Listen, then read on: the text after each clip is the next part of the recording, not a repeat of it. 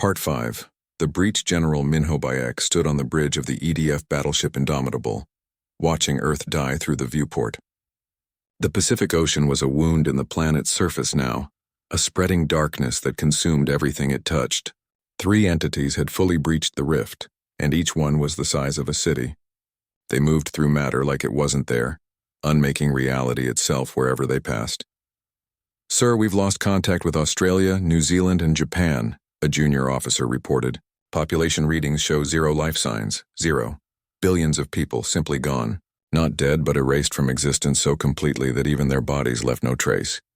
"What about the weapon systems?" Minho demanded. "Online and ready," the weapons officer replied. "But sir, conventional weapons don't affect them. We've fired everything we have. Nuclear missiles, antimatter torpedoes, quantum disruptors. Nothing touches them." Minho had known that would be the case. The progenitor protocols were clear. Normal weapons couldn't hurt entities from another dimension. They needed something else, something the progenitors had designed specifically for this scenario. "Activate the null field generators," he ordered. "All of them. Coordinate with the lunar batteries and the orbital platforms. We're going to try to push them back." The null field generators were ancient technology, maintained in secret for thousands of years. They created zones where the fundamental laws of physics changed, making it impossible for dimensional rifts to remain stable. But they required massive power, and using them risked tearing Earth's crust apart. Better that than letting the entities spread, Minho thought grimly. On Earth's surface, the evacuation was chaos. Billions of people trying to flee to space, to other continents, anywhere away from the spreading corruption. But there was nowhere to run. The entities moved faster than ships could travel, and their influence spread even faster. People hundreds of kilometers from the Pacific were already showing signs of madness, their minds touched by something their brains couldn't process. Yuna Han stood in the operations center of the Himalayan Vault, the secret facility where the progenitors had left their most critical data. Tejo worked frantically at a console, pulling up ancient files that hadn't been accessed in millions of years. "There has to be something," Yuna said, scrolling through holographic displays. "Some way to reseal the rift that the progenitors didn't try." "They tried everything," Tejo said, his voice hollow with despair. "Quantum locks, dimensional anchors, matter-energy conversion fields. Nothing worked. The rift can't be closed from our side. It has to be sealed from both sides simultaneously." "From both sides?" Minji looked up from her station. "You mean someone would have to go through the rift? Into that dimension? And survive long enough to activate a seal from the other side," Tejo confirmed. "Which is impossible. The progenitors calculated that any biological being would have perhaps 3 seconds of consciousness after crossing, through before the environment drove them completely insane." Commander Gina entered the operations center, her uniform torn and scorched from fighting. "The faithless remnants are trying to reach this facility. They think if they destroy the progenitor data, humanity will be forced to accept the entities. We need to evacuate." "We're not going anywhere," Yuna said. "There's an answer here somewhere." A way to stop this, her comm device lit up. It was a priority broadcast from Admiral Jiwoo. The Admiral looked like she'd aged 10 years in the past few hours. "All military personnel and scientists, this is our final contingency. The quantum weapon platforms are being activated. They'll destabilize the entire Pacific Ocean basin, potentially causing a global extinction event. But it might destroy the entities and reseal the rift. She's going to kill billions of people," Minji whispered. "As opposed to the trillions across the galaxy that will die if the entities spread," Gina said quietly. "It's the only play we have left." Yuna's mind raced. There had to be another way. The progenitors were brilliant, but they'd been dying when they created humanity. Maybe they'd missed something. Maybe there was a solution they hadn't considered. She pulled up the files on human psychology, the specific mental architecture the progenitors had engineered into the species. Humans were designed to resist the entity's influence. That resistance came from their aggression, their paranoia, their unwillingness to surrender. But it also came from something else, something the files mentioned but didn't emphasize. Humans had an unusual capacity for collective consciousness. When working together toward a common goal, human neural patterns could synchronize in ways other species couldn't achieve. It was why human military units were so effective, why human crowds could turn into mobs, why human civilization had survived, despite its violent nature. Taiho, Yuna said slowly. What if we could amplify that? The collective consciousness. If we could get enough humans focusing on the rift simultaneously, could we use that synchronized mental energy to reinforce the barrier? Taiho stopped typing. I don't know. The progenitors designed humans to passively resist the entities, but actively using human consciousness as a weapon? There's no data on whether that would work. Do we have quantum entanglement networks? Yuna asked Gina. Something that could link human minds across the planet? The emergency broadcast system, Gina said. It was designed to coordinate evacuation during extinction-level events. It has neural synchronization protocols that can create a shared consciousness state across billions of people simultaneously. But we'd need everyone to cooperate, to focus on the exact same thing at the exact same moment. Can you get me access to the system? Yuna asked. I can, Gina said. But Yuna, even if this works, you're talking about using every human in existence as a living battery. The mental strain could kill millions, maybe billions, as opposed to the certain death of everyone if we do nothing. Yuna met her eyes. We have to try. While Gina worked on accessing the emergency broadcast system, an unexpected message came through. It was Ambassador Krill, a representative from the Galactic Remnant Assembly, the alliance of species that had survived their own near-extinction events. Dr. Han, the alien said through the translator, we have been watching. We know what you face, and we are coming to help. Help how? Yuna asked.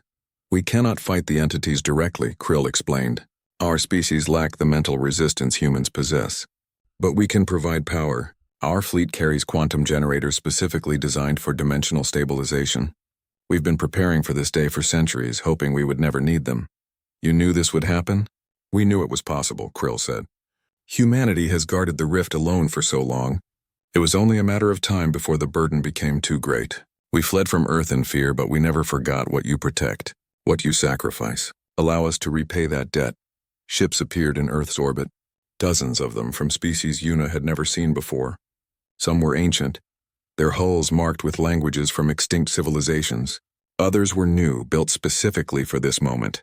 Together they moved into position around the planet, their quantum generators creating a web of energy that began to stabilize space itself. The rift growth is slowing, Taiho reported. The alien generators are working, but it's not enough to close it. That's where we come in, Yuna said. Gina, are we ready? The broadcast system is online, Gina confirmed. You'll be speaking to every human alive. But Yuna, I need to warn you. The synchronization protocols will link their minds to yours. You'll be the focal point. If this works, you'll be channeling the consciousness of billions of people. That kind of mental strain. I know, Yuna said. Do it! The emergency broadcast activated. Yuna's face appeared on every screen, every display, every neural implant across human space. 10 billion people saw her simultaneously. Humans of Earth and the colonies, she began. You know what we are. You know what we were created to do. For millions of years, our species has guarded the rift, keeping the entities imprisoned. Today, that prison has been breached. Today, we face extinction. She paused, letting that sink in. The progenitors designed us to be violent, to be aggressive, to be guardians. But they also gave us something else. The ability to stand together, to focus our will toward a common purpose. And that's what I'm asking you to do now. Across the planet, across the colonies, people stopped what they were doing. They listened. I need every single one of you to focus on the rift, Yuna continued. Picture it in your mind. Picture it closing. Picture the entities being pushed back into their dimension, the barrier sealing, reality being made whole again. Don't let fear stop you. Don't let despair win. We are humanity. We are the guardians, and we do not surrender. The synchronization protocols activated. Yuna felt it immediately, a rush of consciousness that nearly overwhelmed her. Billions of minds, all thinking the same thought, all focused on the same goal. It was like standing in the middle of an ocean, waves of human will crashing over her. Through the facility's sensors, she could see the effect. The rift began to shrink. Not quickly, but noticeably. The entities sensed what was happening and pushed back harder, but they were facing something they had never encountered before. Pure, focused human willpower, amplified by technology and desperation. On Earth's surface, people collapsed. Less than 2 human lifetimes. There's more, the Watcher said.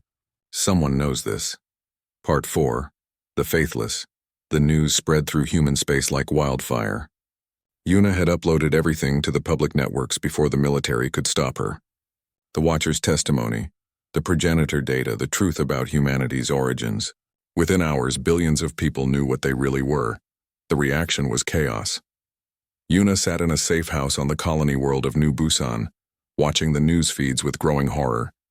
Riots in the streets, religious leaders calling it heresy, scientists demanding verification, politicians scrambling to maintain control, and through it all, one voice rising above the chaos, Prophet Kyung Seo.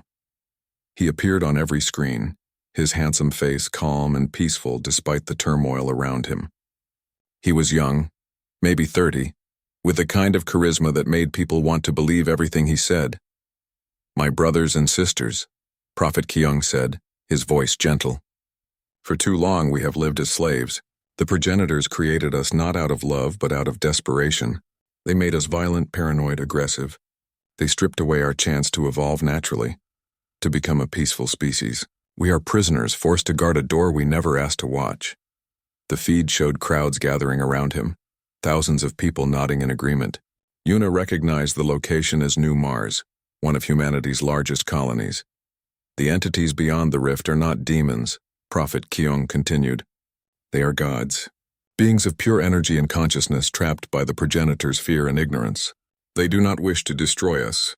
They wish to free us, to release us from our chains and allow us to transcend our violent nature." "He's insane," Taiho said, sitting next to Yuna. "He wants to open the rift."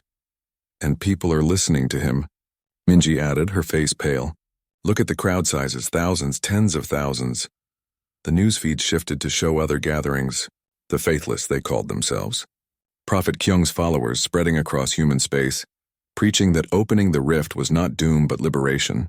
Some were scientists who believed the progenitors had been wrong about the entities. Others were people exhausted by humanity's violent history, desperate to believe that their aggression was not natural but imposed. Yuna's comm device buzzed. It was Captain Day. "Turn on the military channel," he said without preamble. "Admiral Jiwoo is making a statement." Admiral Jiwoo appeared on screen, standing in front of the Earth Defense Force's insignia. She looked tired, older than when Yuna had last seen her. "Citizens of human space," she began. "The information released by Dr. Yuna Han is accurate. Humanity was created by the progenitors to guard a dimensional rift on Earth. This truth has been kept secret to prevent panic and to maintain social stability." "At least she's admitting it," Taiho muttered. "The rift is real," Admiral Jiwoo continued. "The entities beyond it are real, and they are not benevolent. The Void Core has maintained containment for centuries, following protocols established by the progenitors. We have done this to protect not just humanity, but every living species in the galaxy." The feed shifted to show footage from the Pacific Rift facility, deep beneath Earth's oceans. Yuna could see massive containment structures, quantum generators, and armed guards. And in the center of it all, barely visible through layers of shielding, was the rift itself. A crack in space that seemed to pulse with wrongness. "Prophet Kyung Seo and his faithless movement represent an existential threat," Admiral Jiwoo said. "They seek to breach the containment and release entities that would destroy all life. Therefore, as of this moment, the faithless movement is declared a terrorist organization. Prophet Kyung is to be arrested on sight." The broadcast ended. Within minutes, the news showed clashes between military forces and faithless protesters. The situation was spiraling out of control. A new face appeared on the comm device. It was a woman Yuna didn't recognize, wearing a Void Core uniform.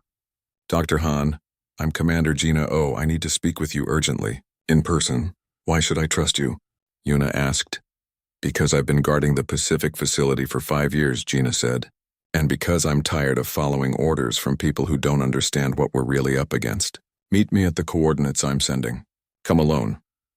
Yuna met Commander Gina at an abandoned warehouse on the edge of New Busan's industrial district. The woman was in her 30s with scars on her hands and dark circles under her eyes.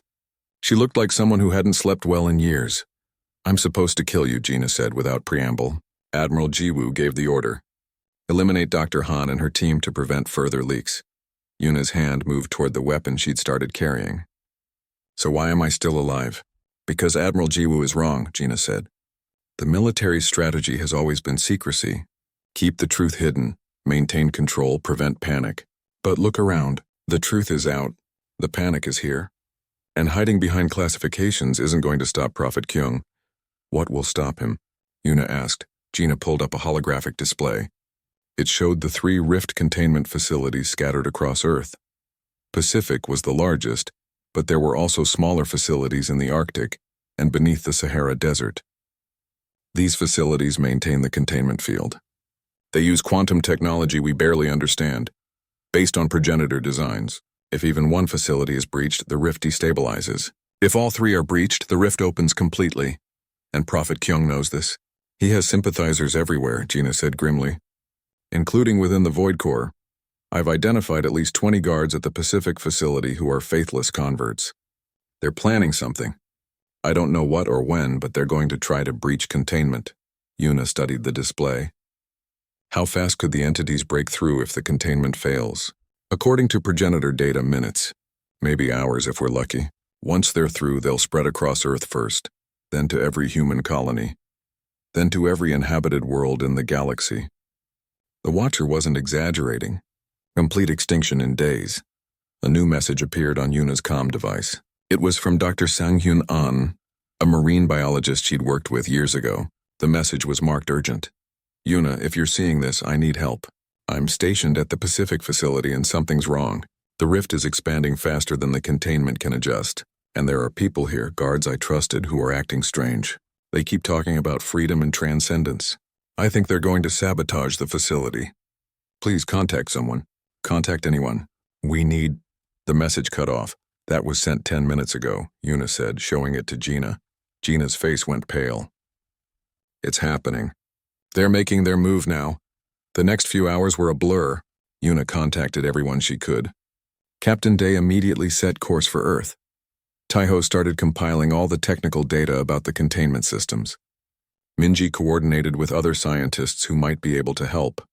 And Commander Gina used her Void Core access to alert loyal units, but they were too late. The first explosion hit the Arctic facility at 14:32 GMT.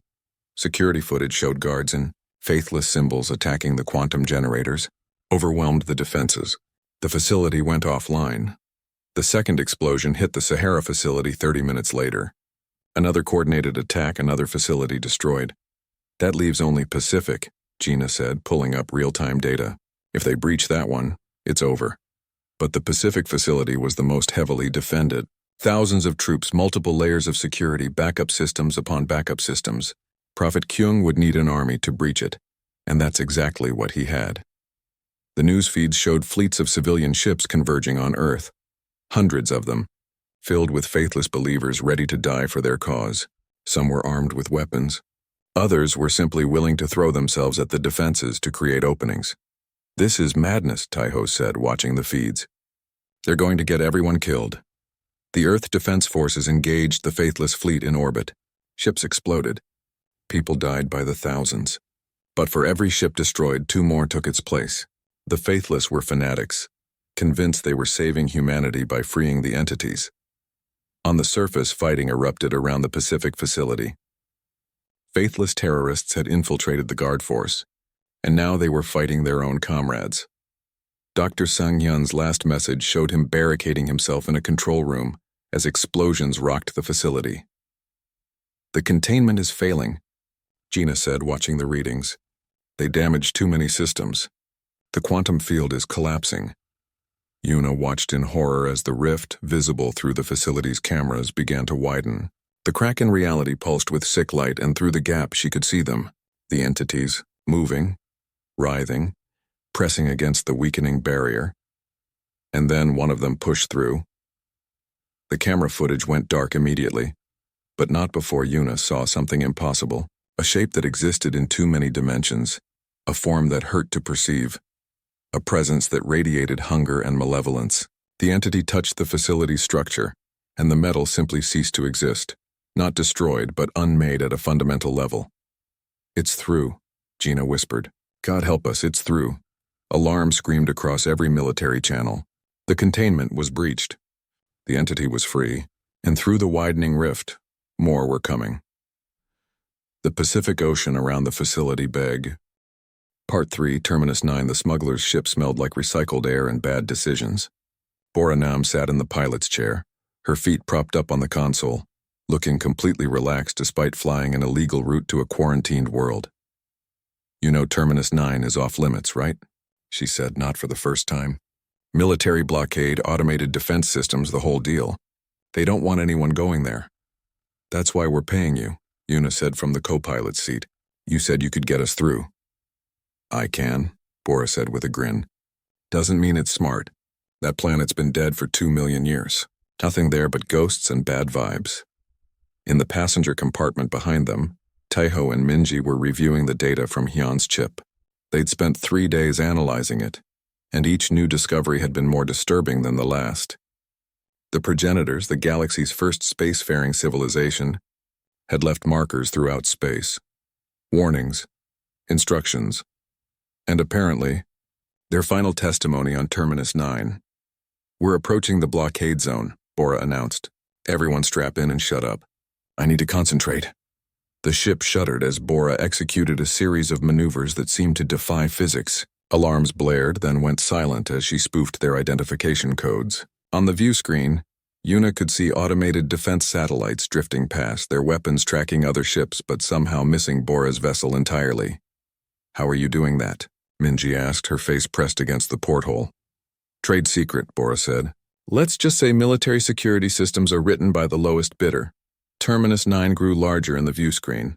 It was a brown and gray world, dead and lifeless, its atmosphere long since stripped away by its dying sun. But as they entered orbit, Yuna noticed something strange. There were structures on the surface, massive structures arranged in geometric patterns that were clearly artificial. "The progenitor homeworld," Taiho breathed. "This is it. This is where they came from." They landed near the largest structure, a pyramid that stretched 3 kilometers into the thin atmosphere. The entire surface was covered in symbols, layer upon layer of writing in languages that predated recorded history. "I'm staying with the ship," Bora announced. "You 3 go play with the ancient aliens. I'll keep the engines warm in case we need to leave in a hurry." The surface of Terminus 9 was hostile. The temperature was far below freezing and the atmosphere was toxic. Yuna's environment suit struggled to maintain pressure as they walked toward the pyramid's entrance. The entrance itself was massive, designed for beings much larger than humans. "The progenitors were giants," Taiho said, running his scanner over the doorway. "At least 4 meters tall, maybe more. Humanoid body structure, but definitely not human." Inside the pyramid, lights flickered to life as they entered. Not electric lights, but something else. A soft blue glow that seemed to come from the walls themselves. The corridor stretched ahead of them, perfectly preserved despite millions of years of abandonment. "This place has power," Minji said, her voice tight with fear. "After 2 million years, it still has power." They walked deeper into the pyramid, following the corridor as it spiraled downward. The walls were covered in images. Yuna recognized some of them from her studies of other extinct civilizations, but these were older, more detailed. They showed the progenitors at the height of their power, building wonders across the galaxy, seeding worlds with life, advancing knowledge and science beyond imagination. And then the images changed. They showed Earth, a young Earth, primitive and covered in oceans. And beneath those oceans, the images showed something else. A crack in reality itself, a wound between dimensions where something pressed through from the other side. "What is that?" Minji whispered. Before anyone could answer, a voice filled the corridor. Not a human voice, but something artificial, ancient, speaking in a language that the translation software struggled to interpret. "Witnesses," the voice said, "you have come seeking truth. I am the Watcher. I have maintained my vigil for 2 million cycles, waiting for those brave enough or foolish enough to seek the testimony." A holographic figure materialized in front of them. It was tall, elegant, with too many joints in its arms and legs. A progenitor, or at least a representation of one. "You are the Watcher?" Yuna asked. "An AI?" "I am the last fragment of my species' collective consciousness," the Watcher said. "Preserved here to tell our story, to warn those who come after. You are human, yes? The Guardians?" "Guardians of what?" Taiho demanded. "What's on Earth?" The Watcher gestured. and the corridor around them transformed into a holographic display. They were standing in space, looking down at Earth as it had been millions of years ago, and beneath the oceans they could see it clearly now, a rift, a tear in the fabric of reality itself, pulsing with energy that made Yuna's eyes hurt to look at. "We discovered this anomaly 3 million years ago," the Watcher explained. "A dimensional fracture, a bridge between your reality and another. Through this bridge, entities from beyond press against the barrier, seeking entry into our universe." The hologram zoomed in on the rift. Yuna could see shapes on the other side, things that twisted and writhed and existed in geometries that shouldn't be possible. Just looking at them made her feel sick. "What are they?" Minji asked, her voice barely audible. "We do not have words for what they are," the Watcher said. "In your language you might call them demons or monsters or gods. But those words are insufficient. They are hunger given form, malevolence given consciousness. If they enter your reality, they will consume everything. Every planet, every star, every living thing. Within days, the galaxy would be empty. Within months, the universe itself would be dead." Taiho sat down heavily on the floor. "And this thing is on Earth? Has been on Earth for millions of years?" "We tried to seal it," the Watcher continued. "We used every technology we possessed, every scientific advancement we had achieved. We failed. The rift grew larger. The entities pressed harder. And then they did something we did not anticipate. They reached out mentally, touching the minds of our species. The hologram shifted, showing progenitors in their cities. But something was wrong with them. They were hurting themselves, attacking each other, their faces twisted in madness. The entities can corrupt thought itself," the Watcher said. "Any species that comes too close to the rift, any species that tries to contain it, falls victim to their influence. We watched our civilization tear itself apart in less than a generation. Billions of progenitors died by their own hands, driven mad by whispers from beyond reality. But you survived long enough to make humans," Yuna said. "Sunho told me. You created us to be guardians. In our final days, yes," the Watcher confirmed. "We realized that the rift could not be sealed through technology alone. It required a biological solution. We needed a species that could resist the mental corruption, that could maintain the barrier through sheer force of will." The hologram showed progenitor laboratories, scientists working desperately on genetic sequences. "We studied thousands of species across the galaxy. We analyzed their psychology, their neural structures, their capacity for resistance. And we designed you, humanity, a species with unique mental barriers, with aggression and paranoia coded into your very DNA. Your violence is not a flaw. It is armor. Your territorial nature is not cruelty. It is vigilance." "You made us to be violent?" Minji asked, horror in her voice. "We made you to survive," the Watcher corrected. "Every other species that encountered the rift was too peaceful, too trusting, too open-minded. The entities exploited those qualities. But humans, you resist. You fight. You refuse to surrender even when defeat seems certain. These are the traits necessary to guard the rift for eternity." Yuna felt her legs shaking. "How long? How long do we have to guard it?" "Forever," the Watcher said simply. "The rift cannot be closed. It can only be contained, and that containment requires constant vigilance. Humans were designed to live on Earth, to maintain the barrier generation after generation, to be the eternal guardians of a prison they did not create." "And the other species?" Taiho asked. "The 32 extinct civilizations that left warnings about Earth?" "They discovered the truth," the Watcher said. "They learned what humans guard. Some fled in terror, abandoning explored space entirely. Others tried to destroy Earth, thinking they could kill the rift by destroying the planet.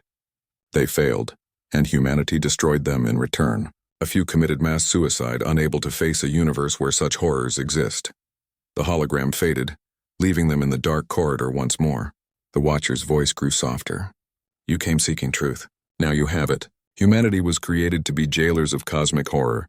Every war humans wage, every territorial dispute, every act of violence in your history, they are all shadows of your true purpose.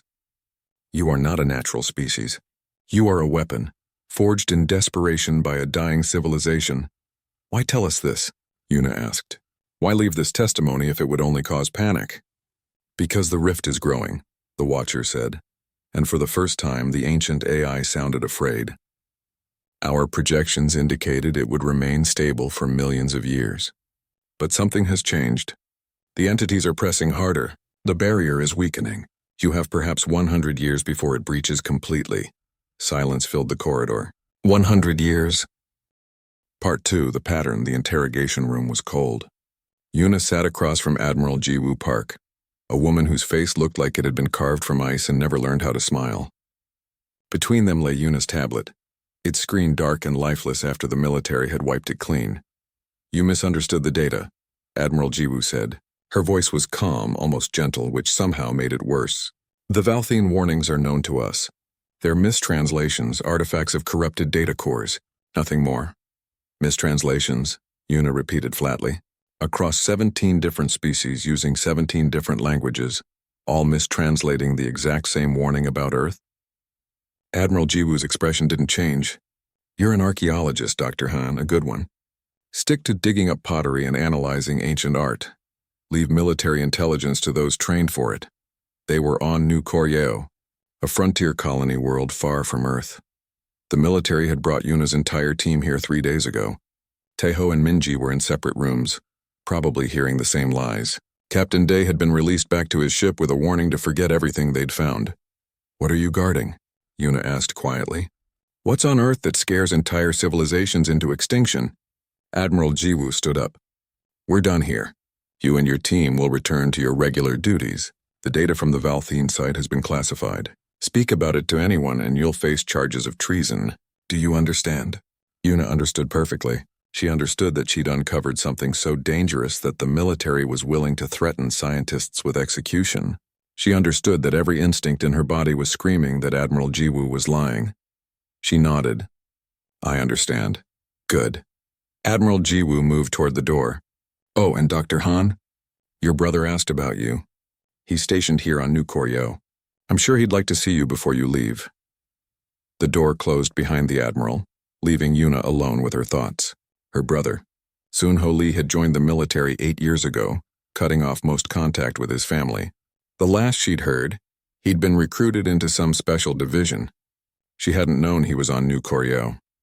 That evening, Yuna met Taeho at a small cafe near their temporary quarters. He looked exhausted, his normally neat hair disheveled. They took everything, he said without preamble. Every copy, every backup. They even confiscated my personal journals in case I'd written notes about the beacon. But you didn't, Yuna said. It wasn't a question. Taeho allowed himself a small smile. I didn't write it down. But I remember it. Every symbol, every warning, every coordinate. I've got a memory for languages. It's why they hired me. We need to find someone who can help us make sense of this, Yuna said. Someone outside the military's control. I might know someone, Taeho said hesitantly. Dr. Hyun Choi.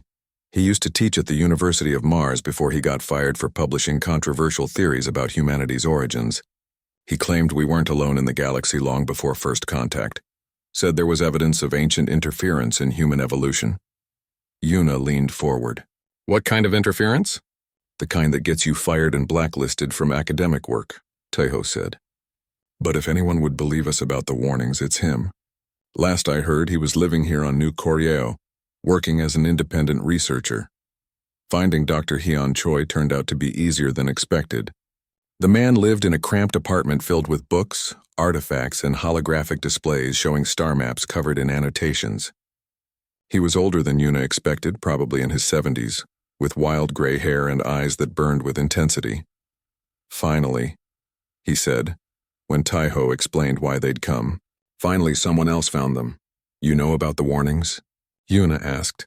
Jan laughed, but there was no humor in it. Know about them? I've dedicated my life to them. Sit down. Let me show you the pattern they don't want you to see. He pulled up a holographic display of the galaxy. Red dots appeared scattered across the spiral arms. These are the locations of extinct civilizations, not just the 17 you found. I've identified 32 advanced species that reached the stars, thrived for thousands of years, and then vanished. 32, Yuna breathed. And every single one left warnings about Earth before they disappeared. Hyun continued. The warnings vary in detail, but the core message is always the same. Humans guard something. Humans are dangerous. Stay away from Earth. Taeho stood up, moving closer to the holographic display. What happened to these species? Did they all just kill themselves out of fear? Some did, Jan said. I found records of 3 civilizations that committed mass suicide after encountering humans. Others simply retreated from explored space and vanished. A few tried to attack Earth directly. What? Una felt her stomach drop. Species attacked Earth when? We would know about that, would we? Jan asked. How much of ancient history do you think they've hidden from us? The attacks happened before humans developed spaceflight. The species involved are now extinct. No survivors, no witnesses except the ruins they left behind. He pulled up images of various archaeological sites. Una recognized some of them from her studies, but Hyun's analysis showed details that had never been published. Weapons scarring pointed toward Earth. Final messages speaking of judgment and guardians and terrible things that must never be freed. What's on Earth? Una demanded. What are we supposedly guarding? Before Hyun could answer, someone knocked on the door. Not a polite knock, but a heavy pounding that suggested military authority. Hyun's face went pale. They found you, he said. They always find anyone who gets close to the truth. Go, out the back. There's a fire escape. We're not leaving you, Taeho started, but Hyun shoved a data chip into Yuna's hands. Everything I know is on there. Coordinates to Terminus 9. That's where the first witnesses left their testimony. Go there, find the truth. But be careful. Once you know, you can never unknow it. The pounding grew louder. Una grabbed Taeho's arm and they ran for the back of the apartment as the front door exploded inward. They could hear shouting, the sound of furniture breaking, and then a single gunshot that made them both freeze on the fire escape. Move, Taeho hissed, pulling Una down the metal stairs. They ran through the dark streets of New Koryo's industrial district, not stopping until they reached a crowded transit station where they could blend in with the evening crowds. Una's hands were shaking as she checked the data chip Hyun had given her. He's dead, she said. They killed him. For information, Taeho added quietly. For knowing the truth about Earth. What could possibly be worth killing over? Una's comm device buzzed. A private message. She checked it carefully, ready to toss the device if it was military tracking. It was from her brother. Just 3 words, trust no one. Then a second message appeared. Meet me at the old reservoir, midnight, come alone. Una showed the messages to Taeho. It's from Sunho. Your brother, the soldier? Taeho frowned. The one Admiral Jiwoo mentioned. This could be a trap. Or he could know something, Una said. Admiral Jiwoo said he was in a special division. What if that division knows about the warnings? What if he's part of whatever Earth is hiding? That night, Una went to the old reservoir alone. Sunho was waiting in the shadows, dressed in civilian clothes but moving with military precision. He looked older than she remembered, harder, with scars on his hands that hadn't been there before. You shouldn't have dug into this, he said without preamble. They'll kill you if you keep pushing. They already killed Dr. Hyon Choi, Una said. What's happening, Sunho? What's on Earth? Her brother looked at her for a long moment, conflict clear on his face. Then he sighed. I'm part of the Void Core. We're the ones who guard it. The thing beneath Earth's oceans, what thing? Something old. Something that was here long before humans. We didn't evolve naturally, Una. We were made, created to be guardians. Our aggression, our paranoia, our territorial instincts, they're not bugs. They're features. We were designed to guard something so terrible that every species that learns about it either runs or dies. Una felt the world spinning around her. That's impossible, is it? Sunho asked. Think about humanity. Think about how violent we are compared to every other species we've encountered. How suspicious, how willing to fight and die for our territory. No other species is like us. There's a reason for that. What's the thing we're guarding? Una whispered. Sunho shook his head. I can't tell you more. But if you want answers, really want them, go to Terminus 9. The progenitors left something there. The species that created us. But Una? He grabbed her arm. Once you know the truth, you'll wish you didn't. Some doors should stay closed. He vanished into the shadows, leaving Una alone with the coordinates to Terminus 9 and a truth that was starting to tear apart everything she thought she knew about humanity. Part 1. The Discovery, the excavation site stretched across the dead moon's surface like a wound in the gray dust. Dr. Una Han knelt beside the artifact, her gloved hands trembling as she brushed away 50,000 years of accumulated debris. The metal beneath her fingers was still warm, still humming with energy that should have died before humans even learned to walk upright. This doesn't make sense. She whispered into her helmet comm. Taiho, are you seeing this? Dr. Taiho Shin looked up from his portable scanner 3 meters away. His face behind the helmet visor showed the same confusion Yuna felt. The power signature is active. Not residual, active. Whatever this thing is, it's still running. Captain Dae Kim's voice crackled through their headsets from the ship in orbit above. I don't like this. The Valthene civilization died out before humans discovered fire. Nothing should still be working down there. Yuna ignored him. She had spent 15 years studying dead civilizations, picking through the bones of species that had reached for the stars and failed. The Valthene were supposed to be just another entry in her catalog of extinction. But this beacon, this impossible device still pulsing with life, changed everything. We need to access the data core, she said, signaling to Minji Quan, her youngest team member. Minji, bring the interface kit. Minji hurried over, her movements clumsy in the bulky environment suit. She was fresh out of the academy, brilliant but inexperienced. This was her first major dig, and Yuna could see the excitement radiating from her despite the helmet obscuring her face. Dr. Han, what if it's a trap? Minji asked as she unpacked the equipment. I mean, why would they leave something running for this long? Because they wanted someone to find it, Taiho said quietly. He had moved closer, his scanner now focused on the symbols carved into the beacon's surface. These markings, they're warnings. Multiple languages, multiple repetitions. They wanted to make absolutely sure whoever found this could read it. Yuna connected the interface cables to the beacon's exposed port. Her tablet screen flared to life, cascading with alien characters that slowly resolved into comprehensible text as the translation software worked its magic. She began reading aloud. We failed. We failed to contain them. We thought we were strong. We thought we were wise. We were fools. The words sent ice down her spine. She continued reading, her voice growing softer. If you have found this message, know that you stand in the ruins of a civilization that spanned 1,000 worlds. We had technologies you cannot imagine. We had lifespans measured in centuries. We had powers that bent space and time to our will. And we failed. Failed at what? Minji asked, her voice barely audible. Yuna scrolled further, her heart pounding. They don't say. Not directly. But they mention Earth. Taiho's head snapped up. Earth? Our Earth? Listen to this, Yuna said, reading the next passage. Earth's guardians are not your salvation. They are not heroes. They are not even truly alive in the way you understand life. They guard something far worse than us, worse than anything we unleashed. Do not seek Earth, do not trust the humans. They are the jailers, not the prisoners.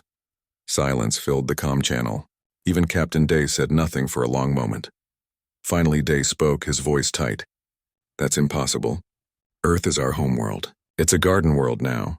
Peaceful, full of museums and universities. What could possibly— There's more, Yuna interrupted. She was scrolling faster now, pulling up file after file from the beacon's database. Coordinates, records, they documented— Oh God, what is it? Taiho asked, moving to look over her shoulder at the tablet screen. They weren't the only ones. The Valthene weren't the only ones who left warnings about Earth. Yuna pulled up a star map, overlaying it with data from the beacon. Red markers appeared across the display, scattered throughout the galaxy, each one marking the location of an extinct civilization. 17 markers in total, 17 dead species, she said, her voice hollow, spanning 200,000 years of galactic history. And according to this database, every single one of them left the same warning about Earth before they disappeared. Minji made a small, frightened sound. What does that mean? What's on Earth? Before anyone could answer, alarms blared through the comm system. Captain Dae's voice cut through the noise, sharp and commanding. Everyone back to the ship now. We have incoming. Incoming what? Yuna demanded, already disconnecting her equipment. We're in the middle of nowhere. Who would— Human military vessel, Dae said. Unmarked. And they're jamming all our communications. Move. The team scrambled up the rocky slope toward their landing shuttle. Yuna clutched her tablet to her chest, making sure the data from the beacon was securely stored. Behind them, the ancient Valthene beacon continued to pulse its warning into the void, just as it had for 50,000 years. They reached the shuttle and strapped in as the engines roared to life. Through the viewport, Yuna could see a sleek warship descending through the moon's thin atmosphere, its weapon systems already hot and tracking. They're not even hailing us, Dae said from the cockpit of the main ship as they docked. Whoever they are, they're not here to talk. Taiho was already pulling up the beacon data on the ship's main computer, copying it to multiple encrypted drives. If they're trying to stop us from spreading this information, we need backups. Lots of backups. Why would human military want to suppress information about warnings from dead aliens? Minji asked, but even as the words left her mouth, understanding dawned on her face. Unless they already knew. Unless this isn't new information to them. Yuna felt her blood run cold. She pulled up the research database, fingers flying across the holographic interface. Search for any scientific expeditions that encountered similar warnings. Any academic papers on... There's nothing, Taiho said, looking at his own search results. 17 extinct civilizations all leaving warnings about Earth. And there's not a single mention in any academic or military database. Nothing. It's been completely scrubbed. The warship was closing fast now, and Captain Day had already engaged the faster-than-light drive. Space began to bend around their ship as they prepared to jump. Someone has been keeping this secret, Yuna said, watching the warship shrink as they accelerated away. For a long time. The question is why? The question is what? Taiho corrected grimly. What is on Earth that 17 civilizations found so terrifying that they all left warnings? What are humans supposedly guarding? And what's worse than humanity itself? The ship jumped and the dead moon vanished behind them. But the questions remained, hanging in the air like the ghost of the Valthene beacon's warning. Yuna looked at the data scrolling across her screen, at the coordinates of 17 dead species, at the repeated warnings about Earth. For the first time in her career as an archaeologist, she was afraid of what she might uncover. Because whatever truth lay waiting, it was a truth that someone was willing to kill to protect. And that meant it was a truth that could change everything humanity thought they knew about themselves. The hunt for answers had begun, whether they wanted it or not.